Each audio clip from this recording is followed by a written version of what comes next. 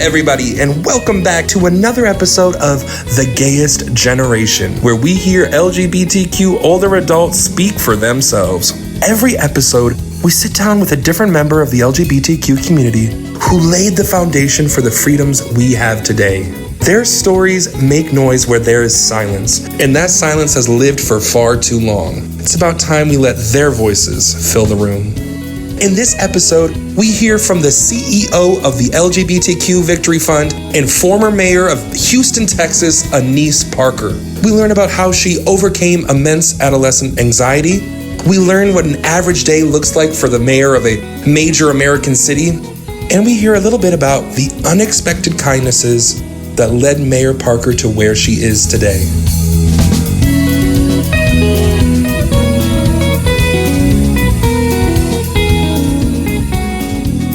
All right, how about you start telling us who you are, where you're from, and how you identify? My name is Annise Parker. I'm from Houston, Texas, and my pronouns are she, her, hers. It's so wonderful to be here with you today, Annise. I want to hear a little bit about what it's like to be from Texas. I'm a Michigander through and through. Tell me a little bit what it's like to be from Houston. So I don't know, I think I'm a fifth generation Texan. And if you have that much history in Texas, you got to have a little bit of the swagger and a little bit of the myth of Texas. But Houston, and I was born and reared in Houston, as were my parents. And Houston's a big cosmopolitan city. It's the fourth largest city in the country. So currently has about 2.3 million people. Population of Houston is larger than at least 15 states. And 1 in 4 Houstonians is foreign born. So it has a lot of international flavor, which is what folks from outside of really outside of Houston, even in Texas, don't really recognize how diverse Houston is and how it's just a very tolerant, easygoing place, which is how I was able to be elected to public office 9 times here in the city of Houston. For our listeners who might not know, you were the mayor of Houston for 6 years, and then you held public office for 3 years before that as well. Oh no, I was in office for 18 years. 3 terms as city council member at large, 3 terms as city controller, and 3 terms as mayor of Houston. So I was elected citywide 9 times. I'm permanently banned. We have lifetime term limits, so I'm banned for life. I can't go back and run for anything again. But I love the opportunity to help shape the future of my hometown. Absolutely. I enjoyed being a council member. I enjoyed being city controller, which is really a sort of an admin elected position, but an admin job. But I loved being mayor. The ability to get up every day and make things happen was an absolute joy. Best day. I mean, I spent 20 years in the oil and gas industry before I was elected to office and went into full-time public life. So I've actually had 2 careers, one in the oil and gas industry, one in government. Now I have my 3rd career, sort of a semi-retirement career, because I've been out of office 7 years now, 6.5 years now. Mm-hmm. And as I understand it, and if I'm using the wrong title, please forgive me, you are the CEO of the LGBTQ Victory Fund. Can you tell us a little bit about what that is?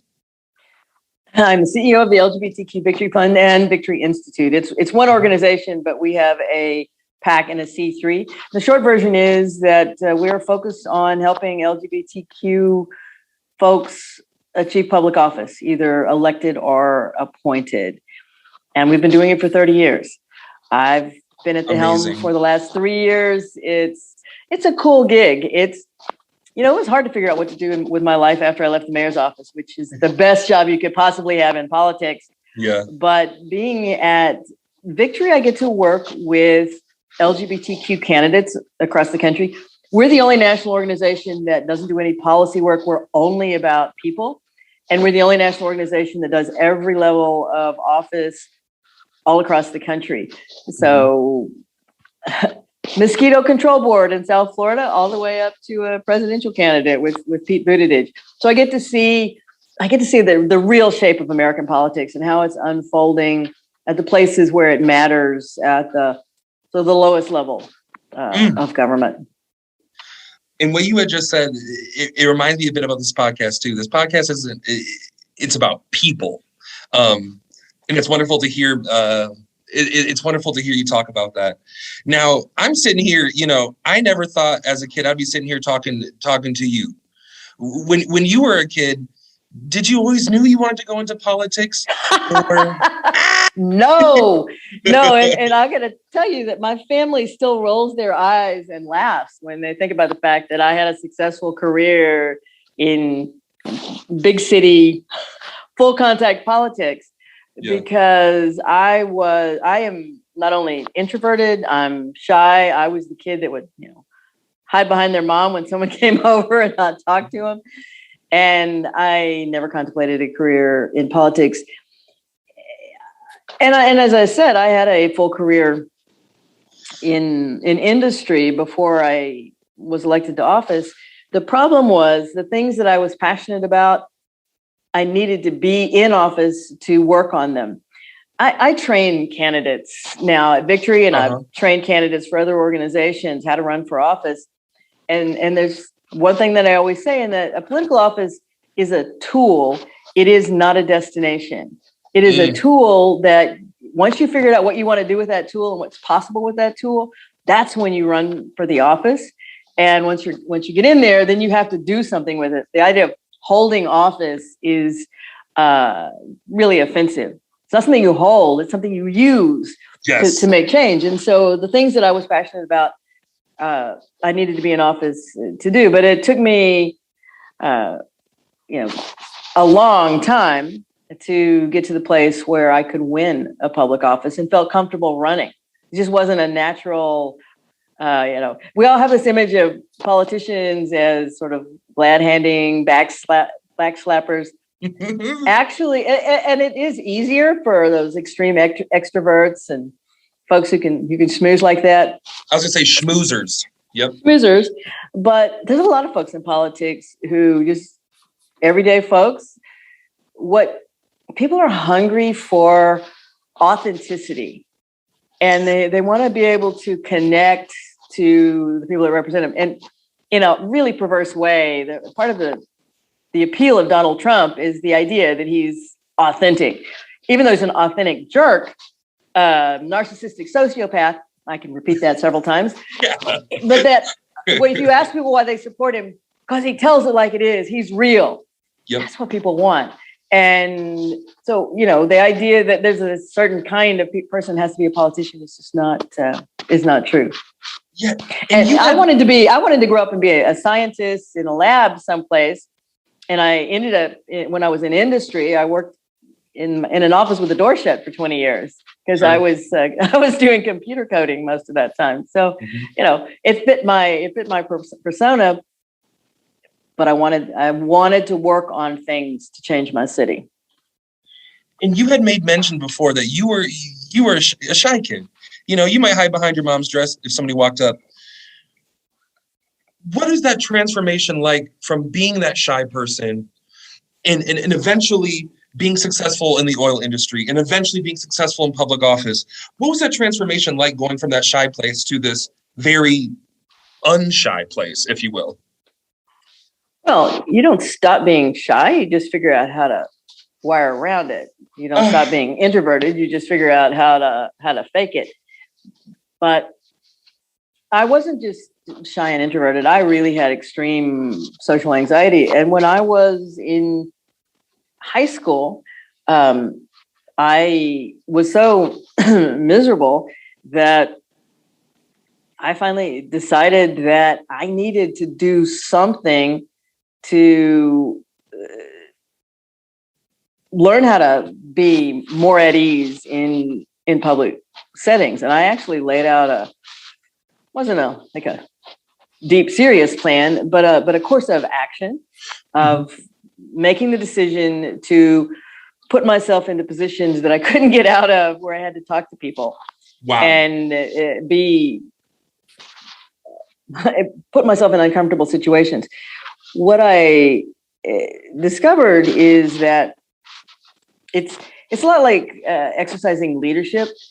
Metaphorically, leadership's a muscle. The way you exercise leadership is you put yourself in a position to make decisions at the edge of your comfort zone, and then when that gets comfortable, you take another step forward. That became the same thing for me in learning how to engage socially with other people, putting myself in positions where I had to talk to people. The real turning point was actually when I was in college.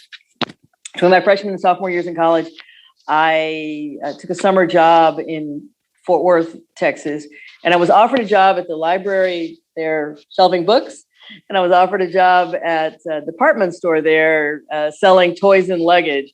And I would rather be shelving books, but I took the department store job, but basically the same amount of money. And it was miserable. I had nightmares every night that summer. And all I had to do was walk up to people and say, are you interested in buying some toys today? Or can I help you? Or can I show you some luggage? And what I discovered that summer, other than I could function on no sleep and high stress, is that if I understood the material or mastered the subject, I could talk about it.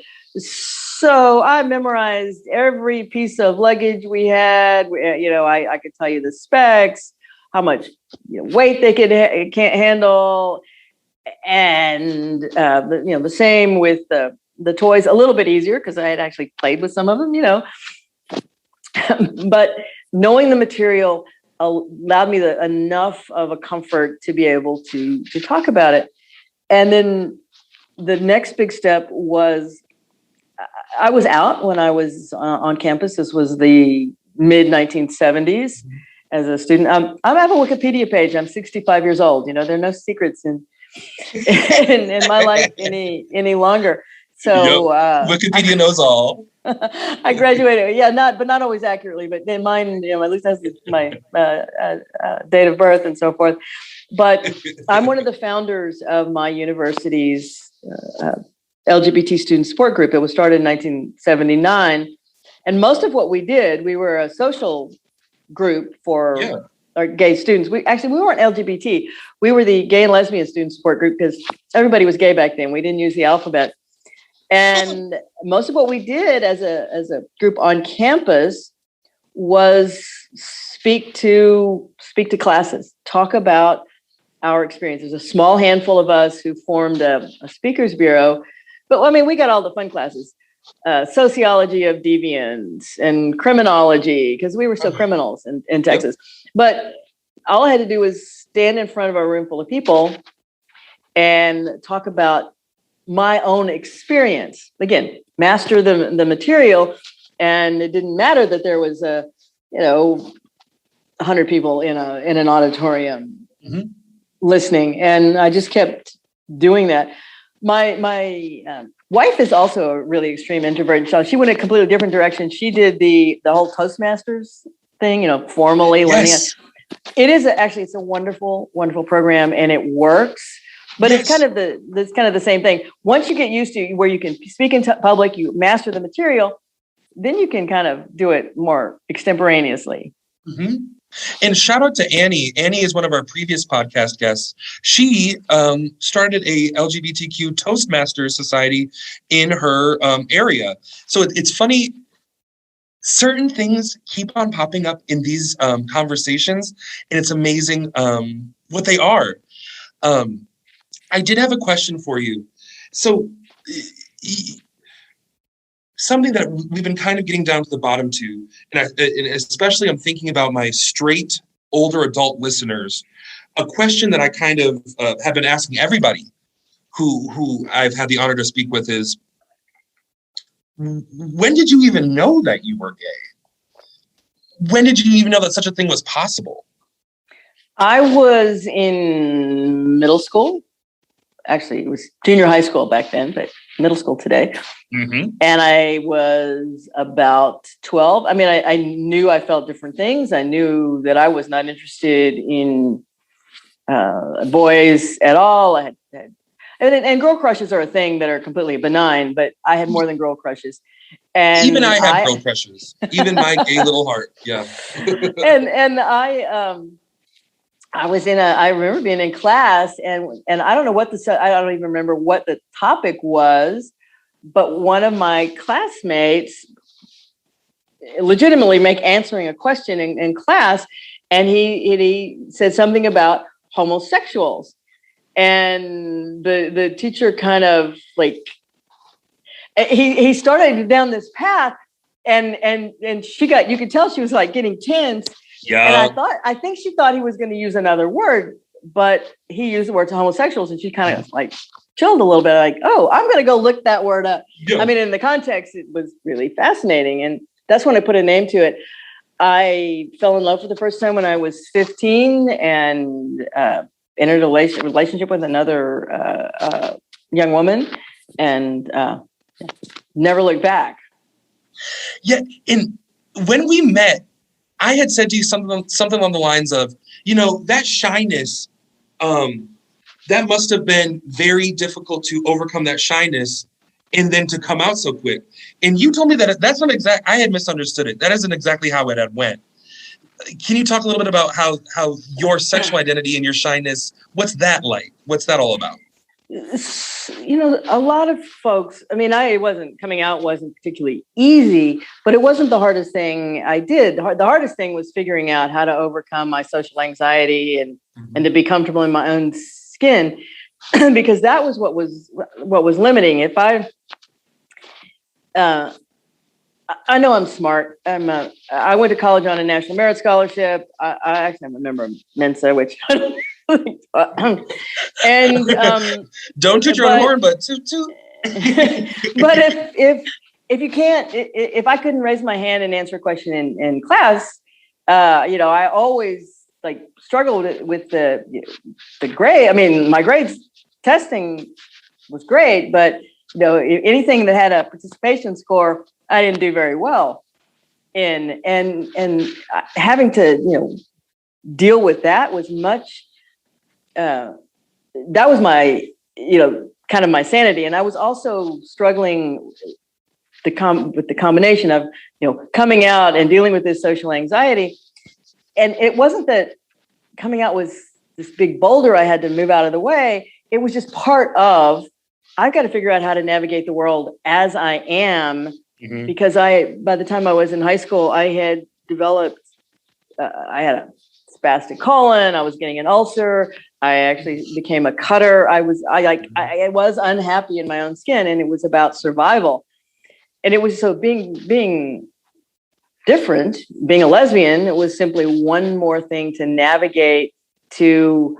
I've got to be, if I'm going to survive, and thrive, I have to be at a place where I'm comfortable with who I am. And if I'm not, and so I can, to the extent that I can change my reaction to the world, you can't change who you are fundamentally, but you can change how you address the world and how the world sees you, then I was going to be healthier and happier. And, wow. And in a weird way, my family, I was born and reared in Houston, as I said, but we started moving when I was in middle school. I went to 3 different junior highs, and I went to 3 different high schools, and in different states in one foreign country. And the interesting thing is, when you move a lot, when you're shy and introverted, it's very hard to make friends.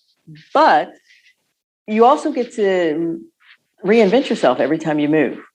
Amazing. Yes. You can, people don't know the stupid thing you did, and they don't, you can try on different kind of personas and experiment. And, if you completely bomb out, we're going to be moving again in a year. So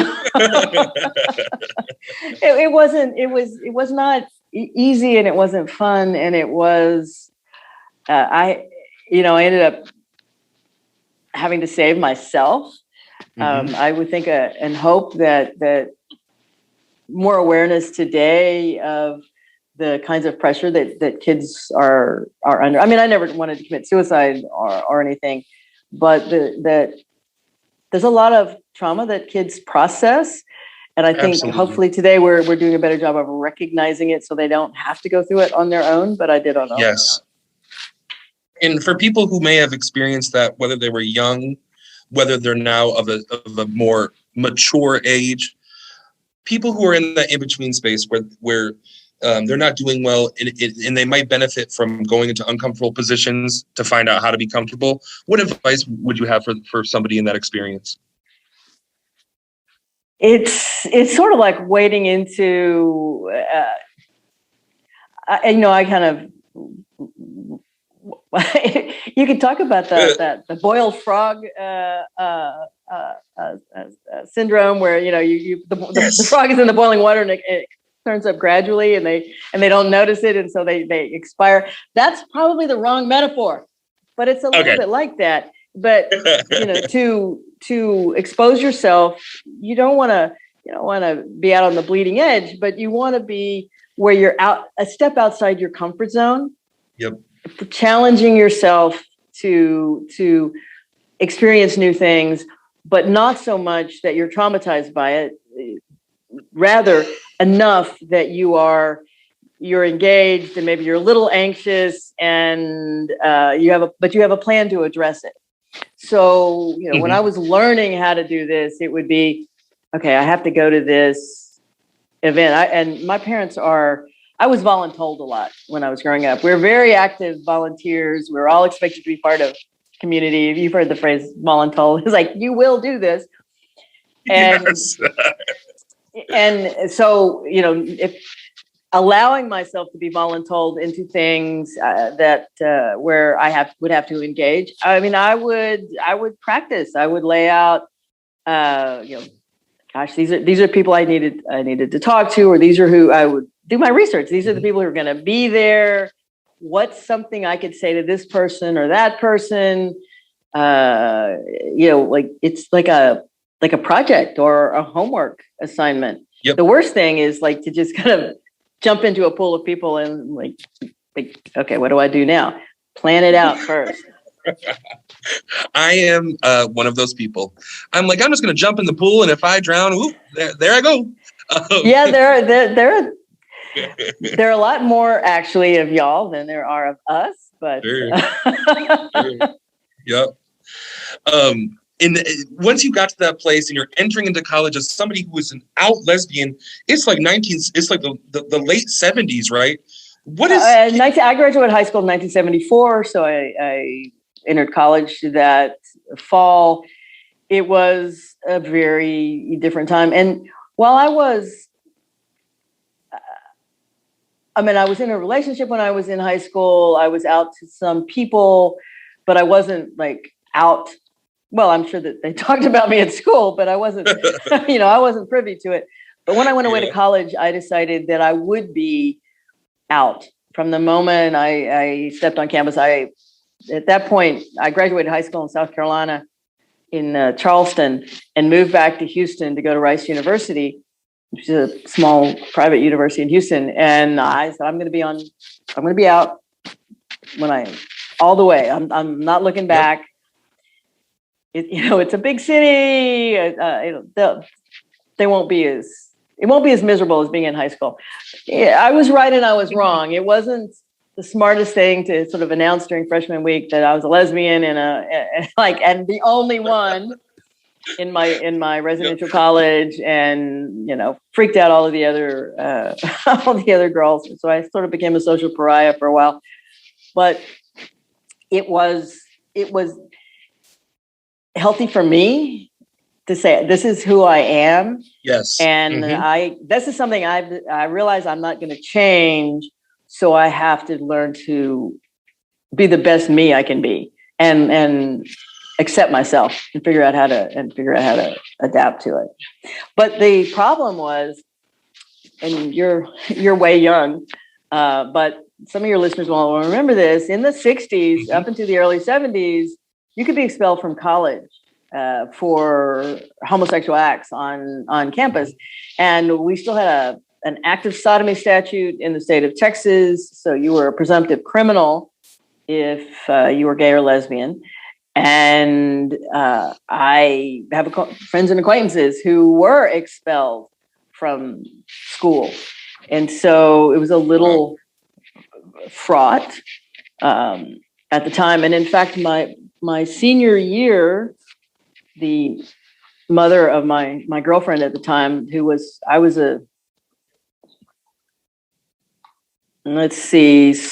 2 years ahead of her. So she would have been I was a senior. I guess she was a sophomore, maybe a junior. I can't remember now. But her mother tried to have me expelled. So this would have been 1970. This would have been 1977. Mm-hmm. Tried to have me expelled. Went to the dean of students, described our love affair, and like, get rid of her. You know, she's corrupted my daughter. And the dean apparently politely told her that they didn't do that anymore. Mm-hmm. You know, there was no reason. We were both over 18, and just apologized. And now the dean called both of us in to meet with her separately, mm-hmm. and did refer both of us to psychological services for counseling.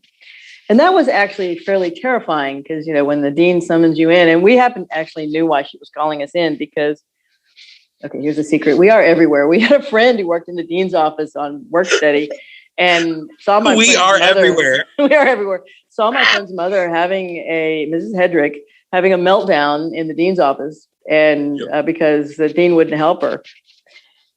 She also, Mrs. Hedrick, also sent a letter to my parents. It's an 8-page letter that's the first line of which was, "Last year at Rice, your daughter and my daughter had a big love affair." And it went on for 8 pages. Like, went to the school and they wouldn't do anything. If my late husband were alive, he would have put a stop to this. I need you to, basically make your daughter, leave my daughter alone. And my mom, we're of the kind of a don't ask, don't tell family. My mom just she put it in in an envelope and forwarded it to me. It didn't really mention it. So your girlfriend's mother had sent that letter to your mother, and your mother just kind of forwarded it on. Hey, I received this. I think you should know about it. Just kind of silently forwarded it on to you. Yeah. I see. Yeah, it wasn't ready to.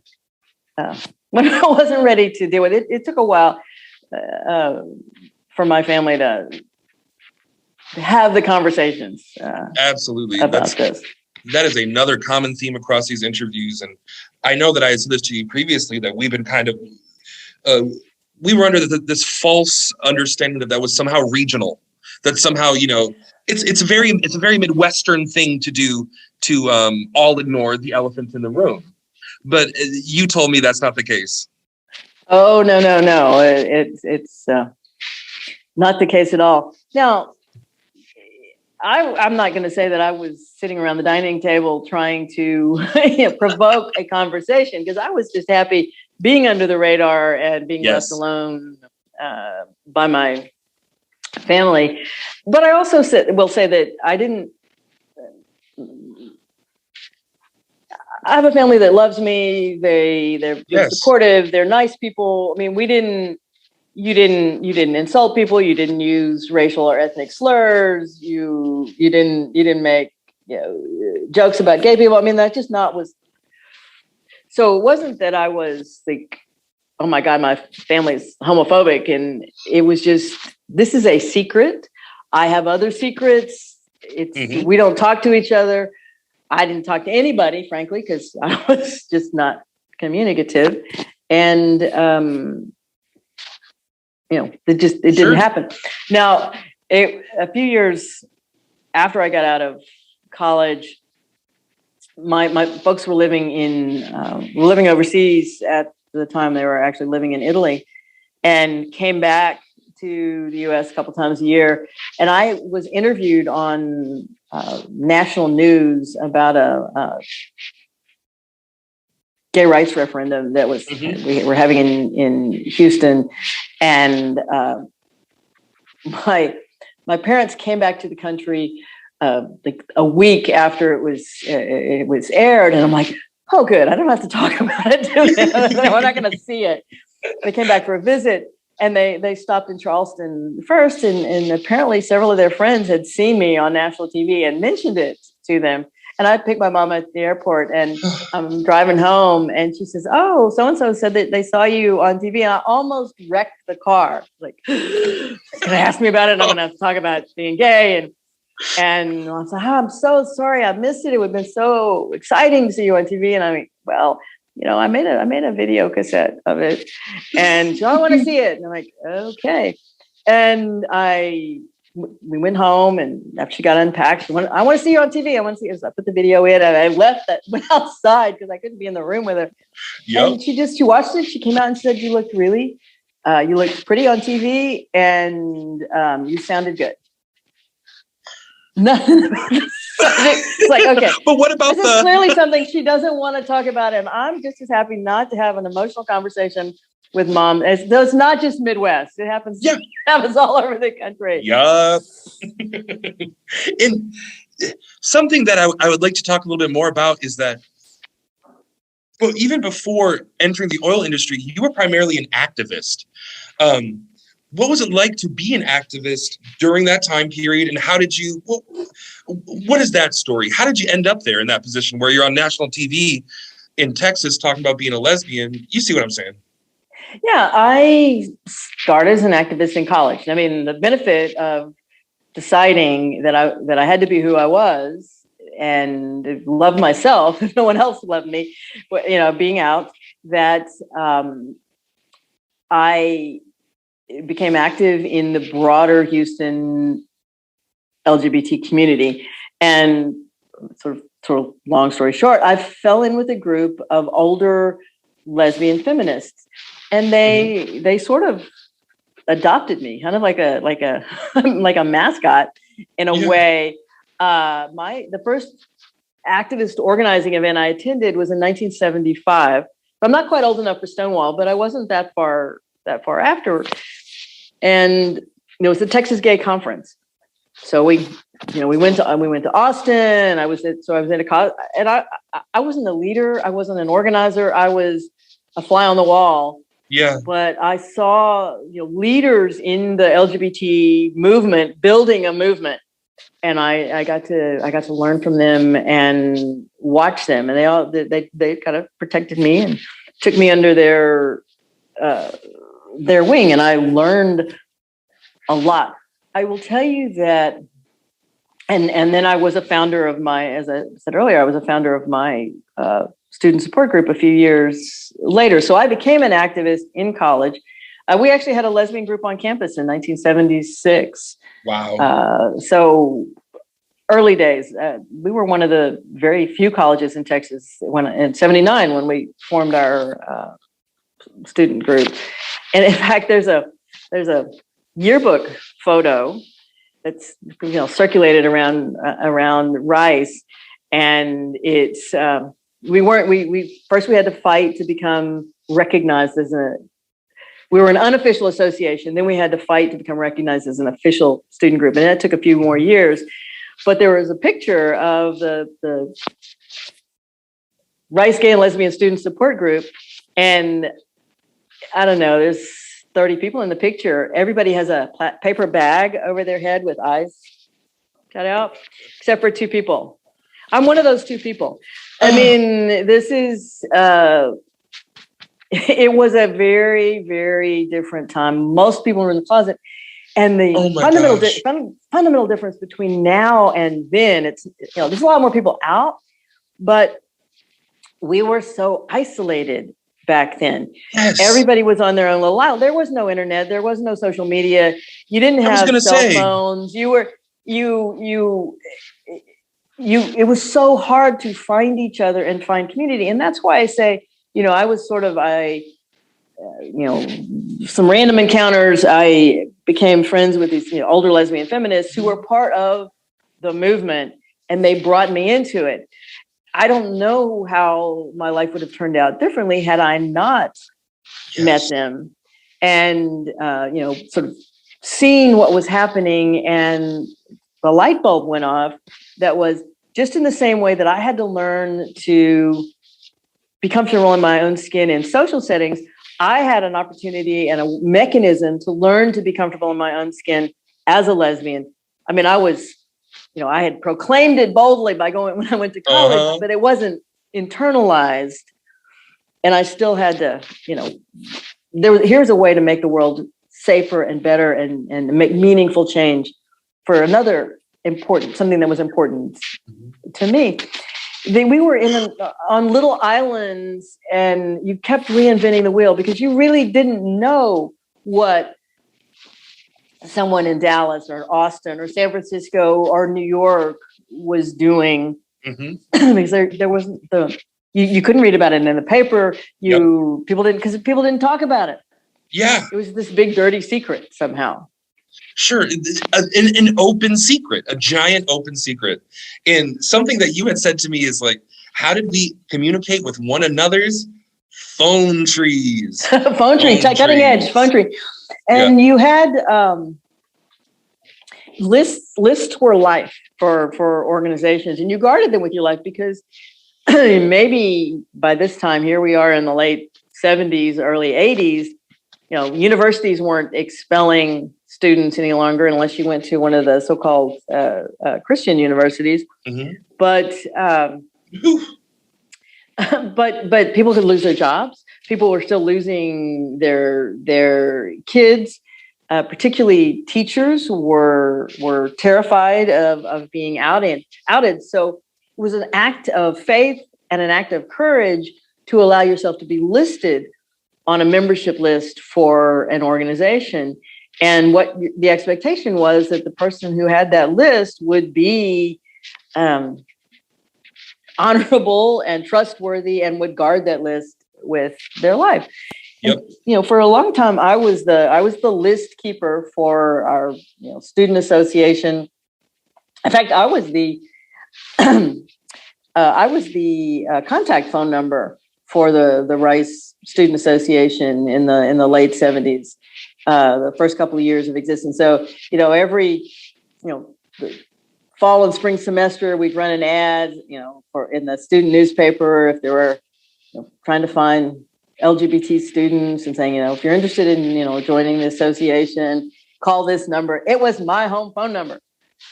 So I got all the ugly phone calls for a while. And they would calm down and they'd get over it, get it out of their system.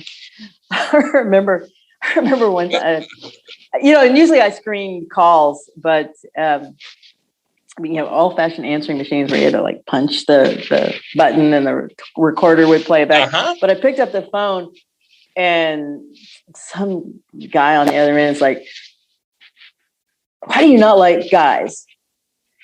And I just like, "Because of guys like you." And I hung up the phone. I think you're living proof, sir. and he called me right back. And I'm like, "What?" He goes, "What's?" I mean, it's like little tiny voice. "What's wrong with guys like me?" And we actually ended up having a conversation. It's like, some guy who feels compelled to call somebody else to make, harassing phone calls. I think you need to think about where that's coming from. But yeah. Oh my gosh, those lists were lists were important, and even the largest organizations were really tiny because it was so hard to organize. Because first of all, you had to find each other, then you had to be able to communicate with each other, and the vast majority of the folks were deeply in the closet.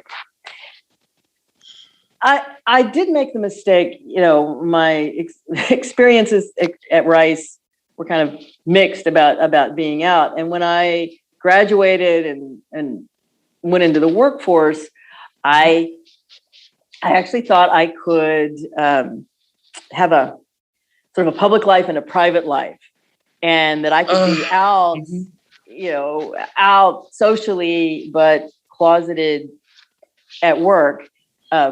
That actually didn't work so well for several reasons, but I was lucky in that I again, I graduated college in 1978. It was the dawn of the desktop computer age. I learned how to program a mainframe when I was in school, and the very first desktop computers, clunky Apple desktop computers and old IBMs we used a floppy disk to get them to do things. People don't know what I'm talking about, but trust me, floppy disks. And I was lucky enough to work for one of the only woman manager in a Fortune 500 oil company. And back then, the only women who were in management were in either an IT or not IT. They were in HR or information services. And information services is a fancy word for the file room. So I went to work for the file room manager right out of college. And one day she looked around the office and said, I need someone who is willing to go to a training class for a week to learn how to use this new machine. Happened to be a desktop computer, because the company was thinking about buying some special petroleum engineering software. And I raised my hand, volunteered, sent off, learned how to use a desktop computer, came back, demonstrated it. Company bought a desktop computer and the software and told me I had a good job. And so I accidentally rode the tech wave through the oil and gas industry for the next 20 years, because I had a skill that no one else had. My company, 2 years there, and then I went to work for another company, and I spent 18 years at the next company. It was a small independent oil company, and I was essentially the IT department at Becker Energy Company.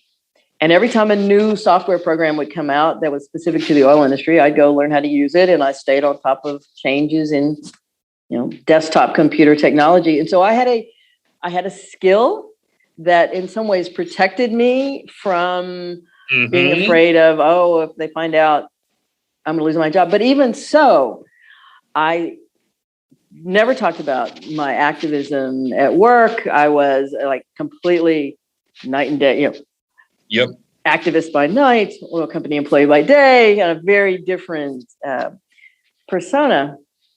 And they had to have known, don't you think? Yeah. Oh, yeah. And then like that, being on national TV, I was at Becker at the time. No one in my company mentioned it. I mean, they just my gosh. It was like, again, don't ask, don't tell. It was, I mean, I didn't talk about my relationships or who I was living with or anything like that. It was but two things happened. Again, your life kind of lurches in different directions. Going back to that first job out of college, and my boss at the time, who actually sent me a few months ago, I had said nice things about her, and I'm going to tell you the story in a minute. And she heard me somewhere say something about, or heard of it, and I think she listened in on it. And she sent me a lovely note. But I was in an abusive domestic relationship, and my domestic partner followed me to work and beat me up, dragged me in the stairwell and punched me out. And I got away. I went rushing into my boss's office, closed the door, started crying, and basically burst into tears. And she actually let me stay in her garage apartment, found me a place to stay, helped me navigate the district attorney's office and filing a complaint for domestic abuse. And I found out from her in the letter that she sent me that the company had told her to fire me. And because, oh my God, or whatever, for whatever reason, I don't know whether it was being because of the disruption at work, which no one else had witnessed, or because I was then outed as a lesbian at work, and she declined to do that. So having someone who was willing to, she not only changed the course of my life by sending me off to that training class and gave me a skill set, but she helped me navigate a really difficult personal situation, just like professionally and beautifully. And it was really important to again, through the course of my life. Yes, and I think when I look back on my experience on this big old rock floating around in the sky, like, how the hell did I end up here the way that I am, not completely insane? It's because on the way, people were kind to me. People I did not expect to be kind to me. Kindness came out of nowhere. And the stories that you just told are a testament to that. And it's, one of the things that I'm also aware of. I mean, I had this particular skill set. As I said, I left that job and was very grateful to her, but left that job. I had a huge pay increase and I went to work for Mosbacher, and I had a skill set that was, I went to Mosbacher just before the oil industry tanked, and the company was laying off people right and left, but I survived because I had this unique skill set. But it also speaks to the power of coming out, because I always was a little bit concerned, because I was, even though I tried to keep the two halves of my life, my activist side and my oil company employee side separate. They did bleed over, and I was arguably the most visible lesbian activist in Houston for a while. But the owner of the company, Robert Mosbacher, who is a really pretty amazing man in his own right, had an out lesbian daughter, a few years older than I. And I learned this later on in my employment there, but there's no way that he would have fired me. I mean, there might have been a lot of other reasons he would have fired me, but there's no way he would have fired me because of my sexual orientation, because he had an out daughter who he loved and respected. And, it's the power of, coming out within your own network and social group and making the people around you understand that it's important to be supportive.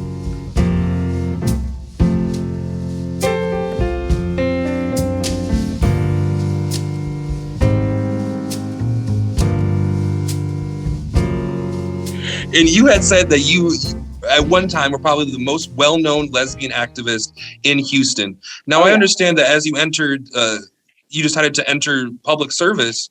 That kind of haunted you in a way. Tell me about that. So I'm going to say, actually, the other person that could arguably say that we were the two most visible lesbian activists in Houston, Sue Level and I, we both led LGBT organizations. We were both presidents of the LGBT political caucus in Houston. We were, interviewed locally. Very driving change. She also became an elected official in Houston. It's now that I'm at Victory, I understand the phenomenon a little bit better. But most out elected officials were not, or at least back then were not. They were people that made a name for themselves someplace else, and they were people who happened to be gay. We were gay activists. We were, that was part of the skill set that we brought. But for me, during college and then immediately after, the first 10 years after I graduated from college, I was Miss Gay and Lesbian Everything. Co-chair of the Lesbian Gay Democrats of Texas, co-chair of the Lesbian Gay Rights Lobby of Texas, the treasurer of this, treasurer. I like to be in the treasurers of a lot of different things. And I mean, like, publicly gay. The next 10 years out of college, again, still working at Mosbacher, I threw myself into civic activism, the whole range of, you buy a house, you want the neighborhood to be better. So I was the head of the largest civic association in Houston. I was a United Way volunteer on senior services. I was the president of or chair of a housing CDC group. And I kept looking at the city thinking, you could fix this and you could fix that. And why can't you get this weedy lot cleaned up, and on and on. And so I decided to run for Houston City Council. And I was actually, like a lot of women, I was recruited to run. It wasn't my idea because I'm the shy, nerdy, behind the scenes person, but I was the head of a political organization. And so I was intimately involved in other people's campaigns. I just didn't ever imagine being a candidate myself, but I was encouraged to run, and I finally got talked into it, and I said yes. And I ran against an incumbent and got my clock clean. Just got shellacked. And every time I saw my name in print in that campaign, which is 1991, it was Annise Parker, gay activist, runs for city council.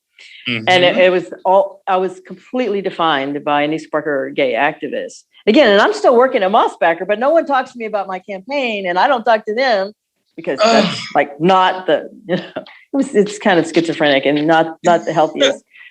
But 4 years later, and I went into a fetal position for a while after I lost because it was so stressful putting myself in public and having to do all that public speaking and learning. And I hadn't quite mastered the material yet. But 4 years later, I decided, but I still want to work on these issues. And the only place I can work on them is in city government. So I ran again. And it was a 6-week campaign with a vote in mid-January. And I said, okay, it's a snap election. I can stand this, but you can stand a toothache for 6 weeks. I can do this. Yep. I can make myself do it. And there were 19 candidates for this one position. And what you don't realize is with a January election is you're campaigning over Christmas and New Year's. And there was not a single candidate function that we went to that there were more audience members than there were candidates. 5 candidates would show up and 3 audience members. It was just kind of miserable. But again, every time anybody referred to me as a Annise Parker gay activist, and I lost, but I came in third out of the 19 candidates behind 2 very experienced former elected officials. Mm-hmm. And I got a lot of attention, and a lot of folks came to me afterwards and said, you have the skills, you have great ideas, you need to find the right race, and you need to learn how to be a better candidate. And so 2 years later, in 1997, I decided I would do it one last time. And if I didn't win, I was going to give it up because I hated every aspect of campaigning, but I wanted the job. And, but I had to do several things differently. I had to learn how to raise money. I had to upgrade my campaign staff. But the third thing I had to do was I had to not be Annise Parker lesbian or Annise Parker gay. And I made a portfolio of the coverage from my previous campaigns, the newspaper coverage. We had 2 newspapers back then and 3 TV stations. It's really flipped. Now we have one newspaper and multitude of TV stations. But, I had my little cassette and so forth. And I sat down with the editorial staff of the 2 newspapers and the TV stations and laid it out. And I said, look, every time you refer to me, you say I'm a lesbian activist, or usually it was gay activist still back then. I work for Republican oil man Robert Mosbacher as an engineering technician. Yeah. You talk about my opponents by what they do for a living. You don't talk about what they do as a volunteer. Mm-hmm. That's not right. That's not appropriate. And I just kept having those conversations. The third time I ran, the coverage changed. Mm-hmm. I think the conversations were important. You have to advocate for yourself. But I also think the world was changing. They'd figure out a way to say it, but it'd be like in the newspaper, it'd be after the jump. It'd be like on the back page. Yeah. But once I was no longer Annise Parker gay, I was employed by, the largest industry in Houston. I had a stable track record in that industry. And to make sure that no one used it against me, that I was no longer Annise Parker gay, every piece of literature I put out in that campaign, and I still have a portfolio of all of it, had, in the little resume box, had past president, Houston Gay and Lesbian Political Caucus. I used the words gay and lesbian on all of my, Elson, employee Mosbacher Energy Company since, this and this date. United Way volunteers, senior service, it had all those things, but it had the words gay and lesbian. All the different parts of you were represented. Were represented, and it gave me an opportunity for people to actually hear the other things. Now, I was gay baited some in each of my campaigns. I was gay baited some in that campaign, but it failed spectacularly, and I won the seat and won 9 consecutive citywide races in Houston. Wow. In which one of those positions being the mayor of Houston. Correct. What was it like when you had received news that you had won the election to be the mayor of Houston? What does that feel like? I cannot fathom. Of course, you're sitting in, you've got a ballroom full of people, ready for the balloon drop, and or in our case, it was confetti, and waiting for the results to come in, and so there's always a happy room and a sad room, or a nervous room and a cautiously optimistic room, and you're in the back huddled with your team, because not only are you watching what's coming across the TV, you have people in the down at the clerk's office where they're counting, so you can get the first news. And it's an incredibly exciting feeling. And I was absolutely over the moon. Now, I had at that point, I'd had 6 election nights where I'd been successful before then. So I knew a little bit about what to expect, but there's an order of magnitude difference in being the mayor of a major American city, and the expectations and the scrutiny that you get. And then you also have to know that you have to go into a ballroom, win or lose, but particularly if you win, and deliver a kick-ass speech that brings people together and inspires people and thanks the volunteers. And it is my election night speech is available on YouTube. Check it out. Check it out. You can see it and see if I hit the mark. But it is it's an absolute joyous moment. And then of course the full reality and weight hits you very quickly, because it is a huge responsibility too. Yes. A huge responsibility, and which makes me wonder, what is it like to have those responsibilities day in and day out? What is the day in the life of the mayor of Houston like? That's a really good question. So fortunately for me, because I had already spent then 12 years in office, and we have 2-year terms in Houston, which is why how the numbers add up. It's just insane, because it's a really big city and these are really expensive races. But one of the things I did as I was going out the door is we changed the city charter so that the current mayor had 2 4-year terms instead of my 3 2-year terms. Just is much better for the city. But so I will say that I absolutely loved being mayor and the ability to make things happen. But Houston, at the time, the annual budget was about $5 billion. There were 24,000 city employees, 2.2 million constituents, and in a metro area of more than 6 million people. And I mean, there were days when everybody in the region was mad at me, or so it felt, and other days that were better.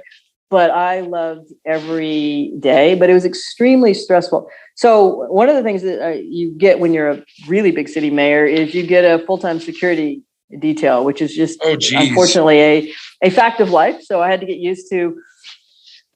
I mean, it is actually cool to have a car and driver, but those drivers are police officers, and there's always folks with guns around you to protect you from and regular death threats and so forth. But could I ask, are those death threats? Are those death threats because you're a lesbian mayor, or those death threats? Does that just come with being the mayor of the mayor of a major city? It comes with, I think the way that it comes with being mayor of a major city. You are a target. You're the face and the voice of your city. You're a symbol, and you're if people are unhappy or disgruntled about something, you're easy to find and spot. And it comes with the territory. Now, clearly, there were probably some folks who were offended that and I know some folks were offended because I was an out lesbian and targeted me for that. There was it's not really funny, but it was in a way. There was a guy who would come to the steps of City Hall every Friday for 6 years and blow a shofar, which is the big curly ram's horn. And he would stand at noon and he'd blow the shofar and he would call upon God to strike me dead. It didn't happen, but he was out there religious. I could hear the shofar. I'm like, okay, I'm waiting. I'm not laughing because it's funny. but yeah, it is. I mean, it's part of the. But I'll tell you what a day in the life. So if I didn't have a breakfast meeting, my security detail picked me up 8 a.m. every morning. Went into my day. I averaged 1,300 events and or meetings a year, Monday through Friday. We didn't bother to count the ones on the weekends. Weekends were a little bit problematic, and the job is 24/7. I mean, weekends are a little problematic because you have this damn fun runs. So you got to be out there cheering on the nonprofit that's doing the fun run, and be there at dark 30 in the morning, and then there might be an early morning, like a breakfast meeting, and there's a little dead time, and then there's some kind of midday thing, and then there's a little dead time, and then there's a gala every Friday and Saturday night, I went to, on Sundays, I made it a practice to visit a different church one Sunday a month and stay for the entire service.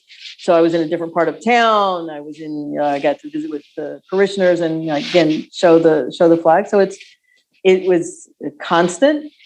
And then if there's something blew up or went wrong, I had a police radio by my bed, and I also would get the knock on the door if the detail, if city employee, police officer was shot or a firefighter was injured, they'd pick me up at the middle of the night and we'd roll to the hospital. And it's absolutely endlessly fascinating and incredibly challenging. And this is any executive position, really big city mayor. And I was the strong mayor in the United States. Houston has a really strong mayor position. So some cities are run by city managers. Those are called weak mayor positions. But the city of Houston's run by the mayor. And all the city employees work for the mayor. And so, the first thing in the first year that I was in office, we had this was the mortgage crisis, 2008, 2009. I laid off 776 city employees. Starting with a member of my staff because it had to go down, and I furloughed people, and we did a lot of hard things, and I lost 4 police officers, I lost 6 firefighters, and I lost 2 civilian employees. One of the last official thing I did as mayor of Houston was preside over a funeral. And actually, secretly, I wasn't mayor of Houston any longer. It was the New Year's Day. I guess it was January the 2nd. The new mayor, there's a midnight swearing in for the new mayor. And so I wasn't really mayor anymore, but the public inauguration hadn't happened till the following Monday. And this was a Saturday. And so we pretended I was still mayor, and I presided. My last week in office, one civilian employee came to work and shot his supervisor in the head and killed him. And I was the one who told his wife. And so again, my last act as mayor was to give a eulogy. Oh my gosh! At his funeral, and that's all part of what is an amazing job. I can't end on that note. I have to tell you one funny story from my time as mayor, because the cool thing is, you get invited to everything. You get invited to the opening of an envelope, which is the problem, because they expect you to show up. Yes. But you also get invited to really interesting things. You get to see your city in a new way, and you get to do cool things. And one of the things I discovered this as council member, that we did a major initiative to demolish derelict properties. And a backhoe is a fascinating piece of construction equipment. And I got to be on the backhoe and operate the backhoe. But the first time I did, it was a photo op, major demolition site. And and I climbed into the backhoe and the operator's there with me, and it's just a picture. And, and he says, you want to see how it works? And so he manipulates the handles, and a backhoe is the one with the big claw on the front, and pull the building down. And, the next time he's like, you try it. And he's standing next to me, and it's like, a few months later, there'll be another one, and try it a little bit more. And, 6 or 7 of these. And I'm like feeling I love the backhoe. And I'm like, I want to go to all these demolitions. First of all, because it's good for the neighborhood, but it was fun. And the power, you throw that claw at a building and rip it down. And they actually let me be in the backhoe by myself. And I'm just ripping away at this building, and I hit a wall wrong, and it collapses sideways. And it's a single family home in a neighborhood. It's like with a caved in fire riddled roof, and it's all caved in. But I hit the wall wrong, and it goes sideways. And it lands like 3 feet away from the house next door. And I'm like, no. Okay, I'm just going to turn this machine off right now and get out before. I was like, no, I'm having way too much fun and I can't. Oh, boy. Oh, my gosh. I'm so grateful that I didn't take out the next door neighbor's house. Yes. Yeah. That is incredible. And what it sounds like to me is that being a mayor, especially of such a large city, it's similar to life. It's a lot of fun. It's really hard, and it's a lot of responsibility if you want to do right by people. And ultimately, it's an executive position, like the mayor, the governor, the president. There's a joke that legislators choose issues and issues choose executives. And that means that you have to deal with whatever happens. It is your responsibility. You're in charge. You can't push it off on somebody else. Yes. The buck stops there. Wait, am I using that right? Yeah. Buck stops there. All right, there we go. Now, during this time, you are married. What is this experience like, you being in the public eye, been like for your wife and your family? So my wife and I have been together 30 years. And more than 30 years. We got married on our 23rd anniversary. So so that was long before I was elected to office. And she has her own business. She's a tax professional with her own tax practice. And but also very, very out and open, and part of it the whole way. But we weren't allowed to marry in Texas until after the Obergefell ruling. I'll give you an idea of what it's like being the mayor of a major city, though. We got married between the Windsor decision, which was the federal recognition of state marriage, and the Obergefell decision, which was the recognition by the Supreme Court of equal marriage across the country, normalizing it in all states. And so we had to fly to California. We had to fly to a state where we could legalize it, because we still couldn't get married in Texas because Obergefell the ruling hadn't come down. And the reason we did it is that after the Windsor decision, our youngest daughter, we have several adopted children that were then young adults. My youngest daughter is 26 now. But she called and said, well, does this mean that you and mommy are going to get married now that you can get married? Or they'll recognize marriage? And I'm like, well, I had said I wasn't going to get married until I could do it in Texas, in my home. But, I got the puppy eyes from her, and I'm like, I don't really have a good excuse. So we went to California and got married. But I'll tell you, why is it like being the mayor of a big city? A local, a friend who not invited to the wedding because it was only a very small group, leaked it to the media, and one of the TV stations sent a camera crew. They drove from Houston to Palm Springs staked out the hotel where we were staying, followed us to the private backyard where we got married, put a boom mic over the privacy fence so they could listen in. And I finally had my security go out and say, look, could you just give her a little privacy? She'll give you an exclusive interview tomorrow morning. Meet us here and she'll give you an exclusive interview, but can you not like interrupt the wedding anymore? But then the best part was I come home to Houston and the lieutenant governor of the state of Texas, who's still the freaking lieutenant governor, Dan Patrick, I hate even saying his name, basically put a statement to the press that I had gotten married for political purposes, for political purposes and in order to secure health benefits for my wife, which is actually funny because she'd already qualified for Medicare at that point. So, and then again, continuing the story, but to Windsor and, because we were between Windsor and Obergefell, as the mayor and the chief executive for the city, because the Supreme Court had sanctioned the federal recognition of marriage in the Windsor case, I granted domestic partner benefit, or not domestic, I granted spousal benefits to the couples in the city, city employment who had married out of state. Like 6 couples. Sure.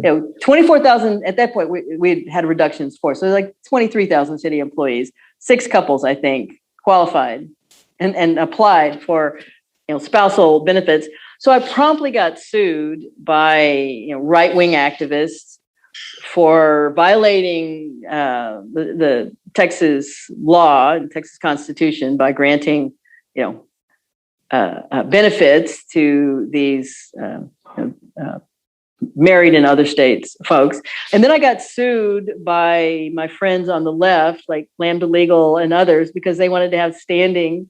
They were suing to make sure that I that I didn't back down from the benefits, and the other side wanted to take away the benefits. And so I'm just like, okay, I'm just going to do what I'm going to do, and y'all fight it out in court. Yeah.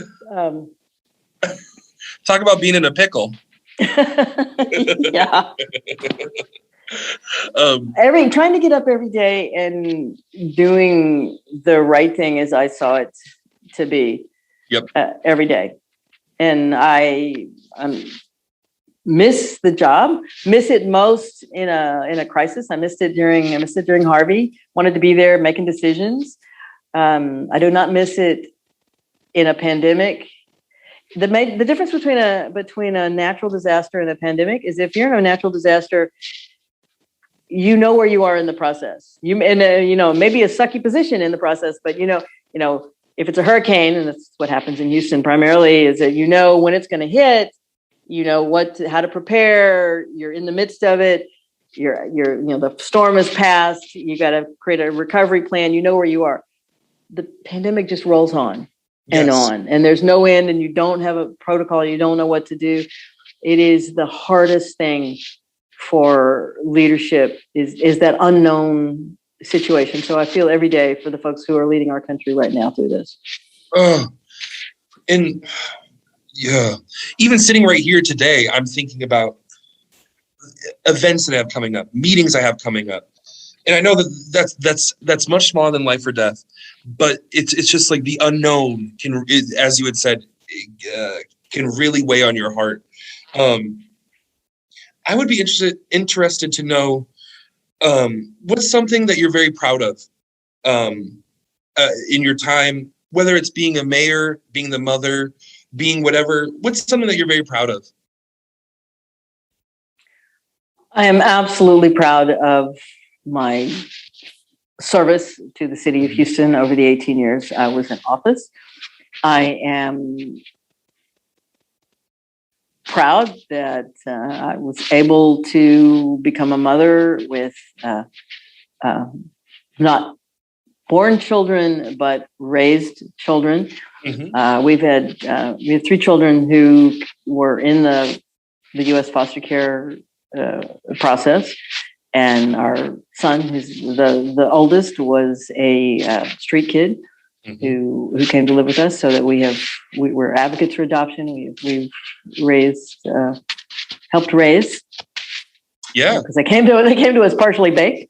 But helped raise amazing men and women, and I think I'm a good citizen too, because I was raised in a family with the expectation the understanding that we're part of a greater whole, and that we each have responsibilities to the common good. That we need to be volunteers, that we need to be engaged in good works in the community, and that we have to give back, and that we have to leave the world better than we found it.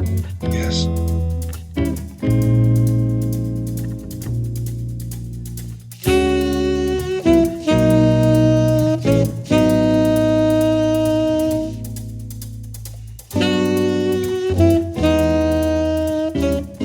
Something that I've really enjoyed doing in this whole podcast experience so far, I've been asking everyone that I've had the honor to speak with, kind of like a little bit of like a rapid fire questionnaire. I'm calling it a questionnaire. It's probably, oh no. I'm covering my eyes. For the listeners, Annise is covering her face. So, all right, go ahead. Okay, here I go. And then, if these answers require more of an answer, let it be. If it requires nothing but a simple one or two words, that's wonderful too. What is the biggest difference between younger and older LGBTQ folks? Because when I was young, at the age that the Gen Xers are now, you were gay or you were lesbian, and you were you might be kind of butch or femme, or masculine or feminine if you're a man. But there was this is kind of where you fell into one of these categories. And now we have a much better understanding of gender identity as opposed to sexual orientation. And the categories within an understanding of sexual orientation has broadened, but the categories within gender identity have exploded. Yes. And it's a much more complicated landscape.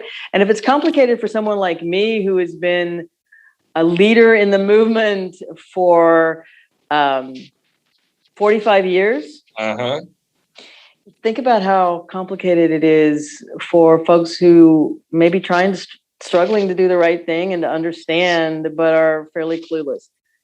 Have a little patience. That's what I try to tell young people. Have a little patience. Don't carry a chip on your shoulder. Have a little patience. Yeah, there you go. Yes. My grandpa, shout out to my grandpa, who is another former mayor of Zilwaukee, Michigan. Not a big deal. He said to me one day, he was like, you know what, you gays got to get figured out. You got to get that whole LGBTQIA plus thing rebranded, because it's a branding issue, really. And I said, but did you or did you not? I said, but did you or did you not just say LGBTQIA plus? He was like, oh. And I was like, see, there we go, Grandpa. But it is a branding issue, because when you're reduced to a letter, you're reduced to the alphabet, and we become the alphabet mafia, and are we all included? That we divide ourselves into smaller and smaller groups. But we have to remember that one of the reasons that we've made so many gains is that for so long we worked to stay together and protect each other, and did not allow the divide and conquer. And the Trump administration very blatantly tried to we have the gays and lesbians over here. We're going to go after the trans folks, and let's see if we can do the divide and conquer. And you see this in legislatures across the country. So it is a branding issue in a way, but I don't know what would be the word that would define all of us. Would you say, which leads to my next question, how do you feel about younger people using the word queer to describe this experience? I'm perfectly fine with that, because I grew up when the term queer was an epithet. It was derogatory. But I also grew up with when Queer Nation came into being and the idea that they would reclaim that word. I used to be African American when the Black community reclaimed Black. And you know, they're African American, they're Black Americans. It's not a negative. So I'm perfectly fine with the word queer, but I know a lot of folks aren't. Yep. It's been a mixed bag of responses here on the Gayest Generation. Maybe what makes you happy? My wife, my family, my space. I'm an ultimate homebody. I'm my favorite thing to do is curl up with a good book, but I'm also a gardener. So I have a wildlife habitat in my backyard. It's my safe, happy place. What gives you hope? The young people I work with who are coming into politics, who are really doing it for the right reasons, who it's not, oh, I've always dreamed of being in public office. It's those who stand up and say, there's a problem in my community, and if you're not going to fix it, I'm going to do it. You know, I've waited. No one's going to step up. I'm going to step up. There's some looking at what happens down ballot and at the local level will restore your faith in politics that gets completely destroyed by watching the insanity on both sides in DC, where everything is a game and it's all about scoring points on the other team. You can't do that in a city. Cities have to function. Yep. Running a city is like riding a bicycle. If you stop pedaling your bicycle, it'll eventually run out of revolutions in those tires and it will fall over. So a city has to be, you have to be pedaling all the time. And it's not about, it's about making things happen. It's very operational. And so what gives me hope is what happens at the local level, in that operational level of government where you're providing services that allow human beings to live in the same place together. What is the best age? So I didn't hit my stride until I was about 40. Yeah. But I wish I could all right. be 40. I wish I could be 40 again. Actually, I wish I could be 18 again and know what I know now. But I would not go back to high school again, probably for any amount of money. Any amount of money. Yeah. None of it. Yeah. You get to have dinner with 3 people and they're alive or dead. Who are they? I would like to have some time with my father again. He died when I was in my 30s. He died at the age of 51 of a massive heart attack. I would like to have some time again with my grandmother, most important person in my life. And, someone out there. I'd love to have a conversation with Eleanor Roosevelt. Ooh, that's a good one. An amazing woman with a complicated life and life story, and how she navigated the world, how she decided how she would navigate it, and how she decided what causes to get behind and the decisions that she made. It would be absolutely fascinating to talk to her. That was a really good one. Let's see here. Well, let's do a silly one. What's your favorite fast food? So I love hamburgers. I'm a hamburger, but not the chains. I gotta have a local good hamburger. All right, I hear you. So no Taco Bell soft spot. No soft spot for Taco Bell. Oh, just no. me. Okay. I'm from Texas. Barbecue and Tex-Mex are in our bloodstream. The idea of going to a Taco Bell, no. No. Due respect, but that's not. No, there's too much good Mexican food down here to play around with Taco Bell. But my grandparents raised cattle, and I am a carnivore I'm from Texas. Chicken's a vegetable down here, so I'm a carnivore. Yes, indeed. And my favorite meal is a really fine steak. Yeah, I have asked you many questions today. If you could ask me one question in the whole wide world, what would it be? What is it about talking to strangers that draws you most? I think it goes back to growing up with the love of stories, whether those are stories in a book or stories that you tell people. And I like telling stories. I like hearing people's stories. I like hearing people tell their story a couple times and see what comes out different the second or third time they tell the story. And it is my belief, which we shall see if this belief is true or not, that I think that it is stories, in fact, that make change as much as it is, I don't know, like statistics or, understanding numbers or understanding facts. That does a lot for a certain population. It ain't do nothing, So I think why I love talking to strangers is because I love to hear their stories. I also love the unexpected. I love to be surprised. I love to laugh. I love to gasp. I love to cry. I love to smile. I love the surprise. There's a surprise element to it. I also think it's just a lot of fun. I like to have fun, and it's fun to me. It is about stories. It is about story. I mean, that's the easiest way for us to learn, and yes. Seeing yourself as the hero of your own story is one of the best ways to set yourself up for success. Not in a delusional way, but in a way of saying, realistically looking at yourself and saying, what is, again, trying to be the better version of yourself and seeing yourself as someone with agency to make change and to make things happen and to be the hero of your own narrative is a powerful predictor of success. So stories are fun and can be funny, and everybody does have a story inside if they'll let it out.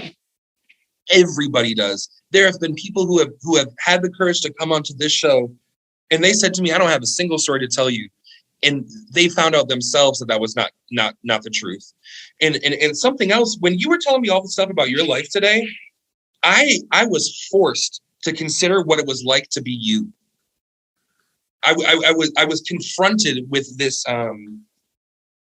with this challenge of trying to understand what it's like from your perspective. And that's, to me, that's empathy. And like, world's pretty short on that. So let's bump that up a little bit and see what happens. Yep. Well, Annise, I'm so bad at this. I never know what to say. I just want to say that I'm so grateful that you took the time to speak with me and to be on the show. And I just want to say thank you. Happy to be on the show.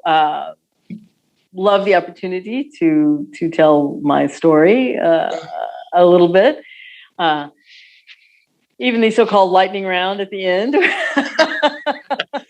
Sometimes lightning's a little slow. At least you didn't ask me like what kind of tree I wanted to be or anything like that. It's real. Don't even think about it. Which brings me to my next question. No. Well, thank you so much again. Thank you. Just to I think we should say to each other that the world has changed. The world does change. We are part of making that change to make it a better, safer, more welcoming place for those who are LGBTQIA. The whole thing. And there are always going to be difficulties for everyone. There's always going to be challenges. There's going to be pain. That's part of life. But if we can approach the world in ways in which we try not to inflict unnecessary pain on each other, then we will all be happier. And I think this podcast and learning about each other is a way to do that. Yes, this is the only Bible quote I know, and it's sufficient unto the day is the evil thereof. What that means to me is life's really hard. Let's not make it harder. And I think that this podcast, we're trying to make things easier. And I very much appreciate your interest in doing so with me.